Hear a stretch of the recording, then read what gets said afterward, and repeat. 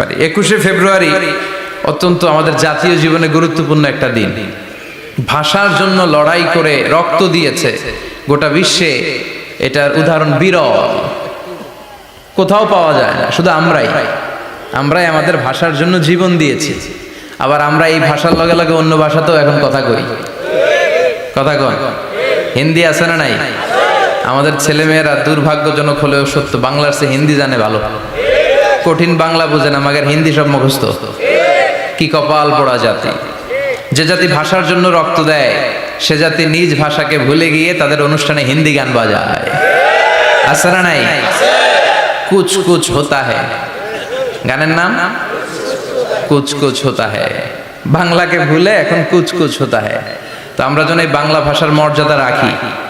গোটা বিশ্বে এখন ইন্টারন্যাশনাল মাদার ল্যাঙ্গুয়েজ ডে হিসেবে এই দিনটা পালিত হয়।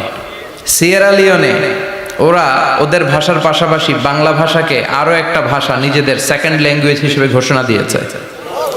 এজন্য যারাই ভাষার জন্য রক্ত দিলেন, শহীদ হলেন, আমরা আল্লাহর কাছে কামনা করছি এবং দোয়া করছি আল্লাহ যেন তাদের শাহাদাতের সর্বোচ্চ মর্যাদা দান করেন। আল্লাহর নামের 3টা তাকবীর পড়ব। আল্লাহ বলেন, ওয়া রাব্বাকা ফাকাব্বির, glorify the name of your lord. তোমার রবের নামের বড়ত্বের ঘোষণা দাও। আমার সাথে সাথে আওয়াজ করে সবাই পড়বেন, আল্লাহু আকবার, আল্লাহু আকবার, আল্লাহু আকবার। আল্লাহ আমাদের তাকবীরগুলোকে তুমি কবুল করো। এই তাফসীর মাহফিলে আমরা অনেক সময় ব্যয় করে, বিপুল অর্থ ব্যয় করে আসি একটা উদ্দেশ্যে, একজনকে খুশি করা। তিনি কে? আমরা আমাদের পুরো জীবনে জিন্দেগিতে তারে খুশি করতে চাই এবং এই দামি সময়গুলো থেকে আমরা যেন কিছু শিখে যেতে পারি। শুধু সস্তা স্লোগান, কিছু গরম গরম স্লোগানই যেন এই তাফসীর মাহফিলের উদ্দেশ্য না হয়। স্লোগান আমরা দেব, স্লোগানের টাইম আছে, ঠিক কি না? ওইটা ইমানি জজবাকে চাঙ্গা করার জন্য মাঝে মাঝে স্লোগানের দরকার আছে। বিশ্বনবী জিহাদের ময়দানে স্লোগান দিতেন। বিশ্বনবী ইহুদিদের দুর্গে অ্যাটাক করবেন, তিনি স্লোগান দিয়ে অ্যাটাক শুরু করলেন। তিনি বললেন, আল্লাহু আকবার খারিবাত খাইবার। আল্লাহু আকবার বলে তিনি বললেন, খারিবাত খাইবার, খাইবারের দুর্গটাকে আমরা এখনই গুড়িয়ে দেব। কারণ আল্লাহর নামের কথা শুনলে, আওয়াজ শুনলে অন্তরে ইমানি জজবা বাড়িয়ে দেয় কে?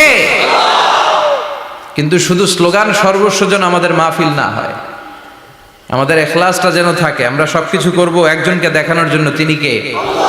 আল্লাকা সিররুন ইনদাল্লাহ বাইনাকা আনতা ওয়া বাইনাল্লাহ, আল্লাকা সাদাকাতুন তাখফা লা ইয়ালামুহা ইল্লাল্লাহ, আল্লাকা সিররুন ইনদাল্লাহ বাইনাকা আনতা ওয়া বাইনাল্লাহ, আল্লাকা সাদাকাতুন তাখফা লা ইয়ালামুহা ইল্লাল্লাহ। সুবহানাল্লাহ পড়েন।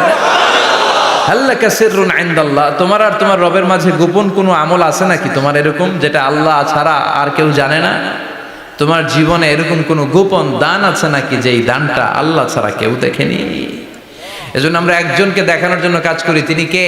আল্লাহ। এই মাহফিলে গেলে আমাদেরকে বলে, হুজুর আপনার কিন্তু মাহফিল ধরে রাখতে হবে। অনেক জায়গায় বলে, হুজুর মাহফিল ধরে রাখবেন। কি করবেন? আবার অনেক জায়গায় বলে, হুজুর আপনার কিন্তু কাঁপাইতে হবে আজকে। কাঁপে কাঁপে? হ্যাঁ কাঁপে না? হুজুর আপনার কিন্তু কাঁপাইতে হবে, আপনার কিন্তু ধরে রাখতে হবে। আবার বলে, হুজুর আপনার জমাইতে হবে আজকে। কি করতে হবে? তা আমরা কোথাও জমাই, কোথাও কাঁপাই, কোথাও ধরে রাখি। কামের কাম কিচ্ছু হয়। এজন্য নিয়তটাকে খালেজ করেন। এই কোরআনটা নিয়ে বসে আছে, আগে আমরা নিয়তটা খালেজ করে নিই। ইন্টেনশনটা সবচেয়ে জরুরি। আপনি কোন নিয়তে বসে আছেন এত রাতে, এত কাজ ফেলে দিয়ে কেন এখানে? উদ্দেশ্য একটাই, একজনকে খুশি করা। তিনি কে? যা শুনবো আমলের নিয়তে শুনবো, ঠিক কি না? আহাব্বুল আ'মাল ইলাল্লাহি আদওয়ামুহা ওয়া ইন কাল্লা। আল্লাহর কাছে সবচেয়ে প্রিয় আমল ওইটা যেটা মানুষ যদিও অল্প করে কিন্তু প্রতিনিয়ত করে, কন্টিনিউয়াসলি করে।